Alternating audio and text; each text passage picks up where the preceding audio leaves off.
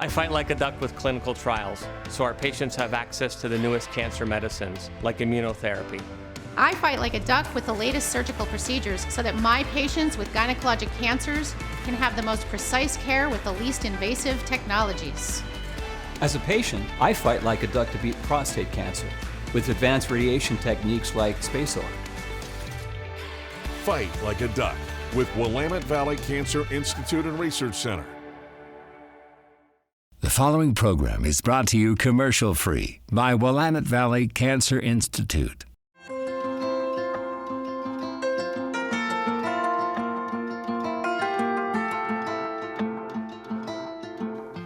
Hello, I'm Kelly Warner. In the last decade, cancer as we know it has changed in many ways.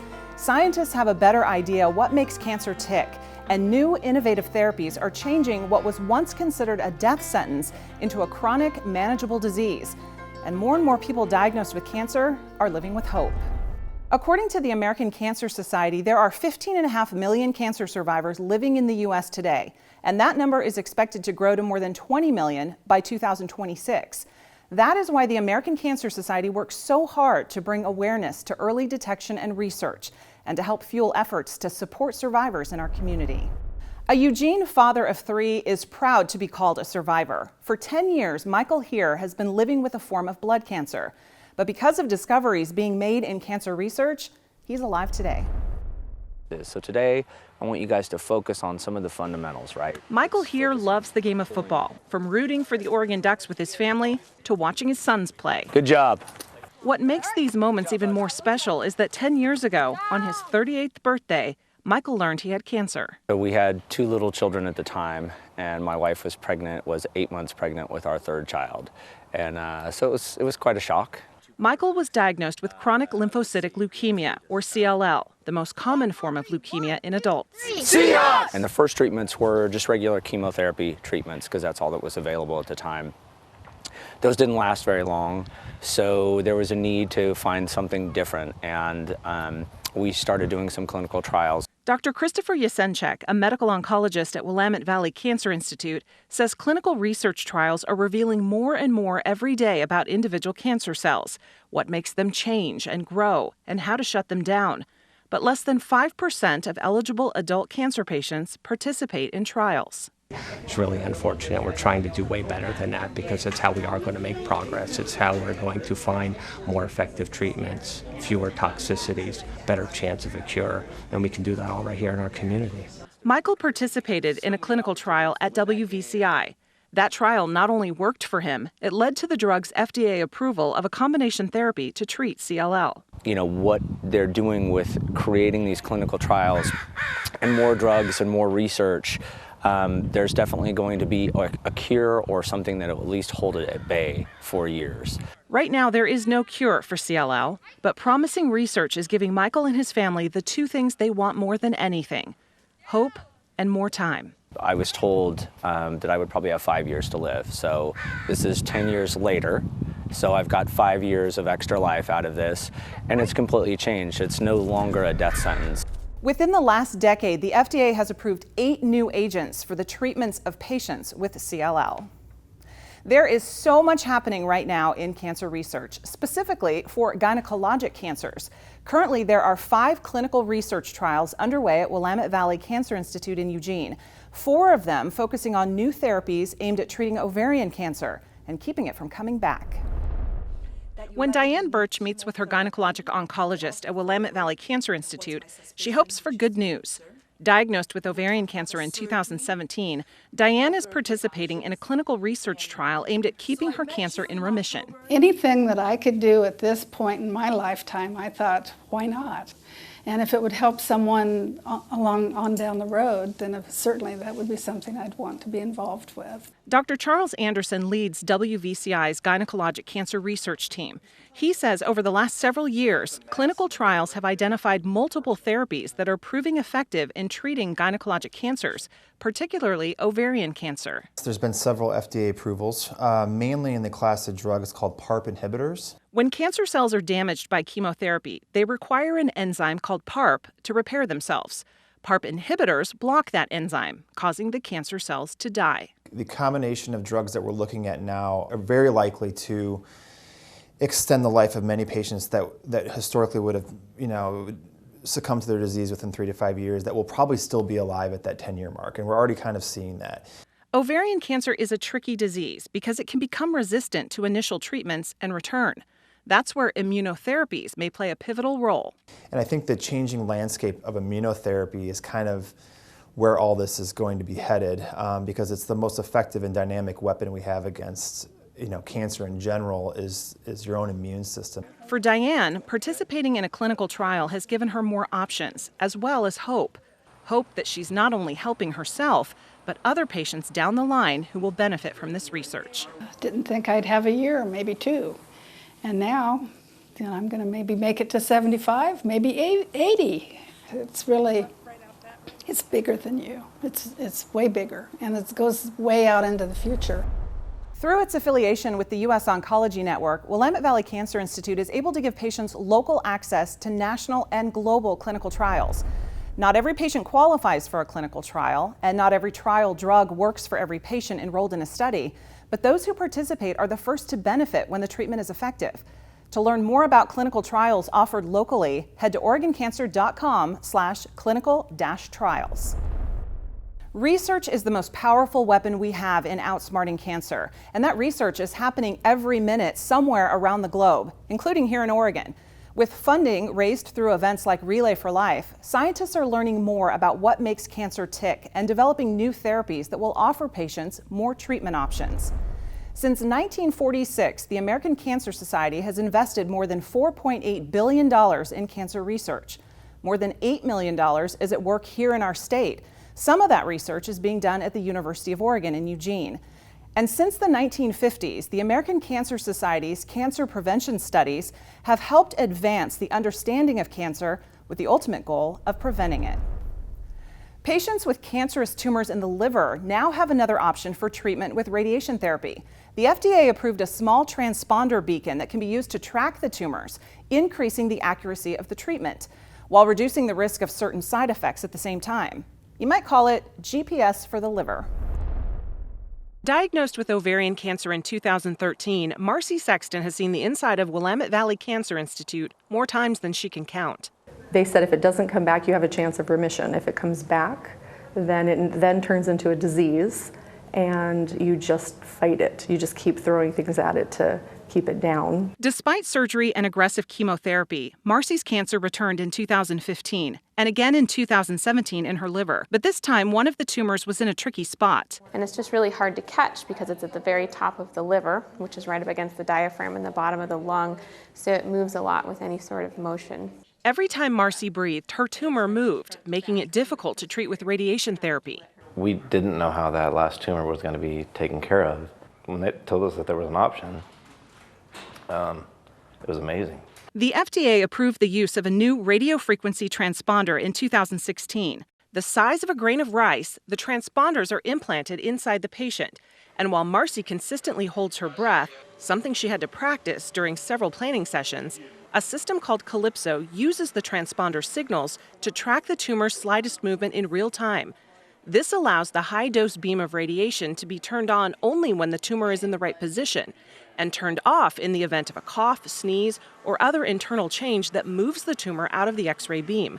This control helps protect the healthy tissue surrounding the tumor. By doing this, we could really shrink down the area of radiation just to target the tumor with a really small margin, not only confirming that we're targeting what we want to target, but missing what we want to miss. Marcy praises WVCI's radiation therapy team for the planning, training, and quality assurance that was required for this procedure, allowing her to be one of the first patients in Oregon to receive treatment in this manner for a tumor in the liver.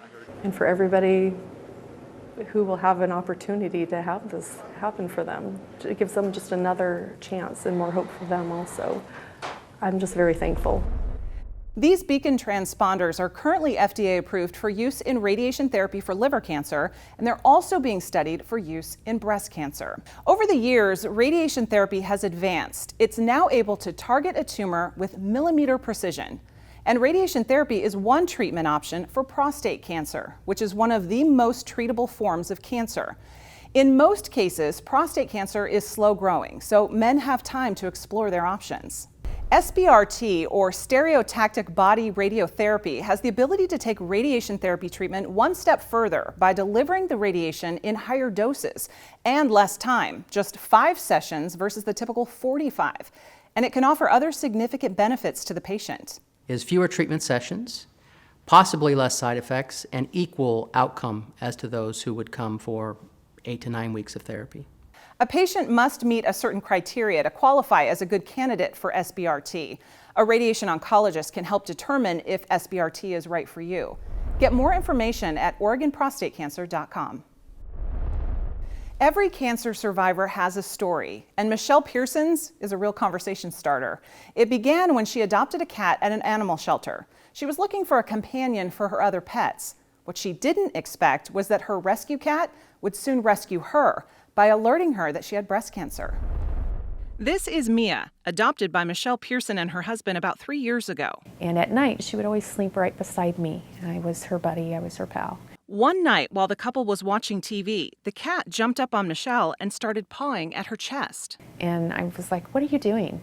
That's kind of weird. And I pushed her off. She came back. She started pawing and sniffing and then would look at me. So I shoved her off and I started feeling around, and it was tender, and I thought I kind of felt a lump. After a series of tests, Michelle learned she had breast cancer. It's very aggressive, so we had to get aggressive back. After undergoing surgery to remove the cancer, Michelle received 6 months of chemotherapy at Willamette Valley Cancer Institute in Corvallis, followed by daily radiation treatments. 20 years ago, people would have thought of it as a death sentence. Now it's not. Now it's like, we know exactly how to go after this. We've typed it. We can tell you it reacts to this and this and this. And because of that, we're going to give you these drugs, and then we're going to do this, and it's a whole plan that comes together. The breast cancer research world is really focused in a lot of different directions. Medical oncologist Dr. Keith Wells says every day researchers are learning more and more about breast cancer, how to successfully target specific mutations, and use immunotherapy to boost the body's immune system. These immunotherapies are showing promise, although they're not quite ready for everybody to have them. A lot of them are still in trials, and it looks like some of the most recent trials that will probably be combining them with standard chemotherapy and using that combination to treat breast cancer. Michelle considers herself fortunate for the treatment and care she's received, but also for Mia's keen senses. I don't know why she did it. I don't care. The way I look at it is she made me pay attention to a part of my body. If I would have let it go another 6 months, I'd be having a much different conversation. So in my mind, she's my angel. As you can imagine, Mia is considered a hero in the Pearson house. Michelle says the cat lives a princess life and gets lots of extra treats. Breast cancer is the most common cancer diagnosis for women in Lane County, and it's estimated that 1 in 8 women in the U.S. will develop breast cancer over the course of her lifetime. Regular screenings are key to catching breast cancer early, but not all mammograms are created equal. The last year has been a challenge for Jan Killen and her husband. Right after she was diagnosed with uterine cancer at Willamette Valley Cancer Institute, Jan went in for her annual mammogram at Oregon Imaging Centers, which revealed something else. And they said, well, we really think it is cancer. And I'm just like, how can this be? The silver lining for Jan is that her breast cancer was caught early as part of her yearly screening. The real strength of mammography comes with being able to compare this year's mammogram to the year previous and the year previous to that. That's why annual mammography is so important. 3 years ago, Oregon Imaging Centers was the first to offer 3D mammography in Lane County. A machine takes many low-dose x-rays as it moves over the breast. Then a computer puts the images together in a 3-dimensional picture, giving radiologists like Dr. Jonathan Sims a better view to spot abnormalities. Since we adopted 3D mammography here at Oregon Imaging Centers, almost immediately our recall rate decreased almost 50%. And what that means to a patient is that they aren't coming back unnecessarily for things that turn out to be nothing. At the same time, 3D mammography allowed us to detect more cancers. Jan credits 3D mammography for catching her breast cancer early. They brought me in, they showed me the images, basically assured me that it was very treatable. So that was comforting. And I thought, okay, I can do this. I can do this. Jan still has a long road ahead of her, undergoing chemotherapy and radiation to treat both her uterine and breast cancers. But with the help of her nurse navigator at Oregon Imaging, her care team at WVCI, and her family, she feels strong and confident that she's in the right hands. Annual mammograms are recommended for women starting at age 40 or earlier if you have a family history of breast cancer. A 3D mammogram does not require a referral from a physician, but insurance coverage varies. However, Oregon Imaging Centers believe so highly in the value of this technology that if your 3D mammogram is not fully covered by one of its contracted insurance providers, it will adjust the fee at no cost to you. To learn more, head to OregonImaging.com. Most cancer cases have no exact known cause, but about 5 to 10% occur due to a genetic abnormality. At Willamette Valley Cancer Institute, physicians are helping patients and their relatives lower their risk of getting cancer by offering them an opportunity to better understand their family tree. And they're bringing that expertise to patients in the form of telegenetics. Okay, Lisa, this is Genevieve. Hi, Genevieve. Hi, Lisa. Genevieve White is having a unique appointment at Willamette Valley Cancer Institute. She's meeting with genetic counselor Lisa Clark to find out if she's at a higher risk for certain cancers. I'm the first one in 3 generations of my family to survive colon cancer. Genevieve is in Eugene, while Lisa is in Portland. Through a partnership between WVCI and sister company Compass Oncology, Lisa and Genevieve are utilizing interactive video and a secure high-speed connection for a virtual appointment. Well, I think this is excellent that you can do it on a video conference like this. I don't have to go to Portland or run off somewhere. As a genetic counselor, Lisa is trained to help identify inheritable mutations that exist in a family and recommend testing when appropriate. And because these are passed down generation to generation, we want to see if there's something going on, not only for yourself, but for your family members. Yes. If it's suspected that a patient may have a hereditary component to their cancer, oncologists like Dr. Miho Doherty often suggest genetic testing. And if we can figure out, who may be at risk, then we can screen them better and maybe prevent the cancers from happening. Based on Genevieve's family history of cancer, Lisa suspects she may carry a genetic mutation, which increases the risk of colon and gynecological cancers. Genevieve wants to know for sure, so she's chosen to undergo a simple blood test that will offer more concrete answers and potentially help protect her family and herself down the road. To learn more about genetic testing and if it may be beneficial, talk with your oncologist or a member of your care team. It is hard to hear the words, "you have cancer," and patients are often overwhelmed by all the information that comes with a cancer diagnosis. Understanding a few key words can help determine what's happening and what may lie ahead. You got tested and very fortunately was negative, so that's all good. When Dr. Kathleen Yang diagnoses a patient with cancer, she takes the time to help them understand what they're dealing with. When a patient comes to me, some of the most common questions they ask me is this cancer serious? Am I okay? Am I going to be okay? Am I going to survive this? As a gynecologic oncologist at Willamette Valley Cancer Institute, Dr. Yang says the makeup of a patient's cancer and where it's located are key pieces of information. This is commonly referred to as stage and grade, 2 terms that are often confused. Grade refers to the nature of the cancer. It describes a tumor based on how abnormal the cancer cells and tissue look under a microscope and how quickly the cancer cells are likely to grow and spread. Essentially, is it what's considered a good cancer or a bad cancer? Good cancer is referred to cancer that grows very slowly, very indolent, and behaves. Versus bad cancer usually refer to cancer that's aggressive and unpredictable. Staging refers to the extent of the cancer, including where it's located, whether or where it has spread, and if it is affecting other organs. The stage has stage 1 to stage 4 in general. Stage 1 is early cancer, usually means that cancer that's contained, versus stage 4 is cancer already spread. Once the grade and stage of the cancer is determined, treatment options are discussed, which may include surgery, chemotherapy, or radiation, or a combination of treatments. What treatment a patient chooses will help determine their prognosis, which refers to the likely outcome or course of their cancer and their chances for recovery or recurrence. Prognosis is an educated guess. It is not there to predict exactly what happened to a patient in the cancer condition. So I always try to explain that upfront to the patient. Dr. Yang encourages patients to learn as much as they can about their condition, to ask their oncologist lots of questions so that they feel empowered to make the treatment decisions that are right for them. It's common for patients to research their cancer diagnosis online, but Dr. Yang recommends only using reputable websites, and be sure to discuss online information with your oncologist. Cancer treatment often comes with side effects. A condition called lymphedema affects a third to nearly half of all cancer patients in some way. It has no cure, but with the right therapies, it can be managed. And I'm going to start by clearing your core.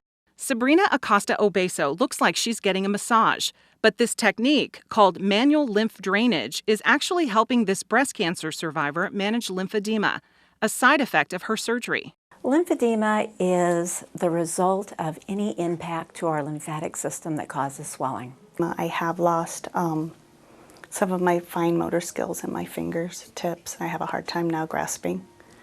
So that was something that I'm learning to adapt. When signs of lymphedema first appeared, Sabrina's oncologist at Willamette Valley Cancer Institute immediately referred her for treatment. Once a week, she sees Karma Douglas, a registered nurse and certified lymphedema therapist at Healing Spirit Integrative Health Center in Eugene. And it's really gentle. It's this kind of a stretch pull of the skin, which flattens out that interstitial space. Karma helps Sabrina's lymphatic system do what it struggles to do, drain away excess fluid in the body's soft tissues. So we can manually lift and drain a swollen area to an area that's more vital, that can take it deeper and move the edema away. There are two types of lymphedema. Primary lymphedema is caused by the abnormal development of the lymphatic system. Some people are just born with it. Secondary lymphedema is caused when the lymphatic system is damaged in some way. For cancer patients, it may happen after lymph nodes are removed, or they receive radiation therapy or undergo surgery. So I'm going to kind of do some circular motions with my thumbs just to kind of soften the tissue. Sabrina says she's noticed big changes since seeking treatment, which includes wearing a specialized compression glove. Because there was some times where I would come and it was hard for me to make a closed fist. And definitely after treatment, I was able to feel the improvement there. Improving her quality of life and making the condition a little easier to handle. Compression bandages and garments are another key tool to helping reduce swelling from lymphedema. And there are additional steps patients can take, including exercising in water. For more information on treating this condition, head to OregonCancer.com/lymphedema. Exercise is highly beneficial to cancer survivors' recovery and healing. But exercising when you're dealing with debilitating side effects like lymphedema is difficult, and knowing where to start can be overwhelming. For dozens of local cancer survivors, they're finding help through a free program at the Eugene YMCA. Susan Cowan will never forget the struggle she faced after being diagnosed with breast cancer in 2016.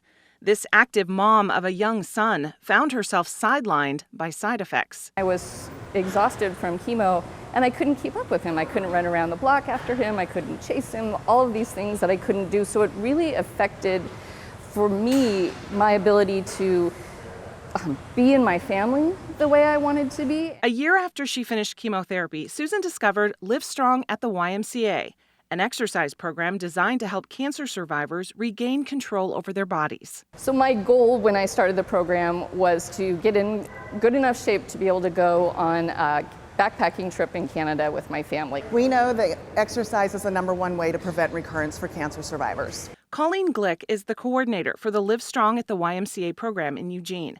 She says the free 12-week program offers cancer survivors the benefits of individualized training inside a group setting. Our motto is start low, go slow. So we want to meet everybody exactly where they're at, give them the workout that's best for them, tweak it through those 12 weeks, and then just watch them grow and progress. Getting regular exercise can help ease common side effects associated with cancer treatment, including lymphedema, neuropathy, range of motion issues, and fatigue. And it was amazing to go through this process with other people and being supported by each other. And I could say, oh, I have these scars, and they go, oh, I have that too, or I'm experiencing this, I'm experiencing that too. Over the course of the 12-week program, Susan's strength and flexibility returned, her range of motion improved, and she got her confidence back. And her dreams of that hiking trip with her family came true. This program changed my life. It completely changed my attitude. I'm connected with my body again. My body is strong. My body is healthy. Life is very good. The Live Strong program at the YMCA is offered 3 times a year in January, April, and September. Since it began in Eugene in 2016, more than 100 people have participated. The program does have a waiting list, but if you are a cancer survivor who is interested in learning more, give the Y a call at 541-686-9622 or email livestrong@eugeneymca.org. The money raised by the American Cancer Society is used to support cancer patients in a number of ways, making their journey a little more manageable. Shannon Taggart is a cancer survivor. She's also a trained ACS volunteer who helps staff the Believe Boutique, a unique collaboration with Willamette Valley Cancer Institute that helps patients deal with the side effects that often come with cancer treatment. When people do start to lose their hair, it is dramatic. They can come in, have a wig. They can also have hats, scarves, turbans, whatever they need. And the girls will teach them how to, tie the scarves and make the hats look cool. In the Cancer Resource Center at WVCI, survivors can also access information on their specific type of cancer and treatment, as well as side effects like nausea, sleep problems, and distress. There's also information about community resources, as well as support for caregivers. If you'd like to schedule an appointment for the Believe Boutique, or if you're interested in becoming a volunteer, you can contact the American Cancer Society at the number there on your screen, 1-800-227-2345. One of the biggest barriers for cancer patients is simply finding a way to get to treatment. That's where the American Cancer Society's Road to Recovery program comes in. Volunteers do the driving, so patients don't have to. There are roughly 24 drivers in the Eugene-Springfield area who volunteer to provide cancer patients transportation to get to essential medical appointments. This is an important service for people who don't have a car or who are not up to driving themselves. And the best part is that the program is free to users. Patients can access the Road to Recovery program by calling the American Cancer Society's information hotline at 1-800-227-2345 or visit cancer.org/drive. If you're interested in becoming a volunteer driver, call that same number or go online for information. The American Cancer Society remains focused on saving lives, celebrating lives, and leading the fight for a world without cancer. As part of that effort, dozens of teams and hundreds of people will gather this month for the 27th annual Eugene-Springfield Relay for Life. This relay event is the 8th largest relay in the world. It's being held at PK Park in Eugene, but this year all the usual fun, including music, entertainment, games, food trucks, and recognition ceremonies, will be packed into a shorter window of time, 6 p.m. to midnight. The time that relay is actually really busy is from opening ceremony until just about midnight after Luminaria ceremony concludes, but we are going to pack everything into 6 hours. It's a celebration for survivors and caregivers as well. It is a celebration of their fighting back against cancer. The goal of this year's Relay for Life is to raise $550,000, and that money will be used to fund cancer research as well as local support programs. All the fun starts on Friday, July 12th with the opening ceremony at 6 p.m., followed by the Survivors and Caregivers Lab. The traditional Luminaria ceremony to honor those fighting cancer and to remember those who've lost their battle with the disease will take place at 10 p.m., and it all wraps up with the closing ceremony at 11:30. There is so much progress being made in the fight against cancer, but we're not there yet. Cancer does not discriminate, and when it touches lives, it becomes a very personal experience. We want to thank everyone who shared their stories in the last 30 minutes. If there's one thing we hope you can take away from this broadcast, is that you are the #1 advocate for your health. Early detection saves lives, so don't put off those regular screenings. And we look forward to seeing you at this year's Relay for Life. Join us as we stand together with continued hope that the days when cancer changes lives are numbered.